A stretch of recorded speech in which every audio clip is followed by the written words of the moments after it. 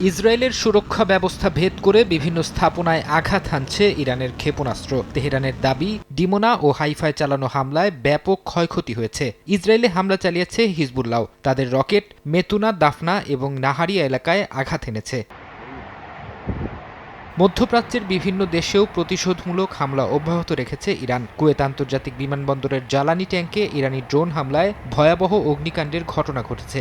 এছাড়া সংযুক্ত আরব আমিরাতের আল দাফরা বিমান ঘাঁটি এবং দুবাই বিমানবন্দরের আশপাশেও বিস্ফোরণের খবর পাওয়া গেছে।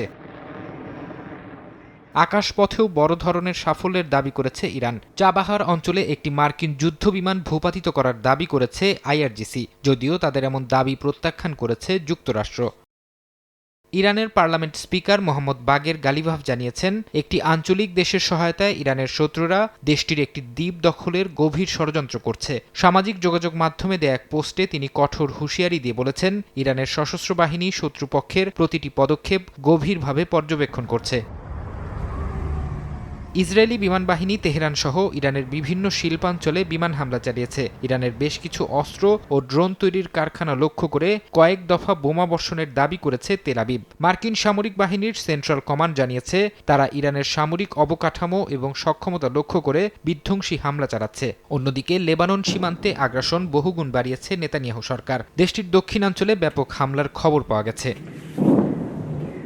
এদিকে ইরানের সঙ্গে মার্কিন প্রেসিডেন্ট ডোনাল্ড ট্রাম্প ফলপ্রসূ আলোচনা চালিয়ে যাচ্ছেন বলে জানিয়েছেন হোয়াইট হাউসের প্রেস সচিব ক্যারোলাইন লেভিট। তবে তিনি হুঁশিয়ারি দিয়ে বলেন, ইরান পরাজয় স্বীকার না করলে আরও ভয়াবহ হামলা চালানো হবে।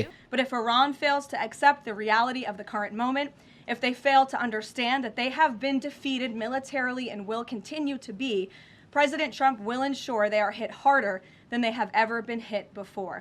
President Trump does not bluff, and he is prepared to unleash hell. Iran should not miscalculate again. তবে মার্কিন প্রশাসনের আলোচনার দাবিকে সরাসরি নাকচ করে দিয়েছেন ইরানের পররাষ্ট্রমন্ত্রী আব্বাস আরাকচি। তিনি স্পষ্ট জানিয়েছেন, তেহরান ও ওয়াশিংটনের মধ্যে কোনো ধরনের আলোচনাই চলছে না। আরাকচি বলেন, যুক্তরাষ্ট্র বিভিন্ন মধ্যস্থতাকারীর মাধ্যমে বার্তা পাঠাচ্ছে, তবে তাদের সঙ্গে কোনো আলোচনা হচ্ছে না। কোনো রাজনৈতিক সমঝোতায় পৌঁছাতে হলে ধ্বংসযজ্ঞের দায়ভার গ্রহণ এবং পুনর্গঠনের প্রতিশ্রুতি নিশ্চিত করতে হবে বলেও জানিয়েছেন আরাকচি। তারা এখন আলোচনা বা সমঝোতার কথা বলছে।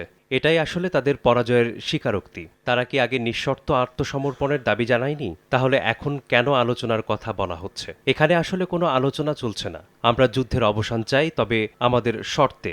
এমনভাবে যুদ্ধ শেষ করতে চাই যাতে এটি আর কখনো পুনরাবৃত্তি না হয় এবং আমাদের শত্রুরা এমন শিক্ষা পায় যে ভবিষ্যতে ইরানের ওপর আক্রমণের কথাও যেন তারা কল্পনা না করে।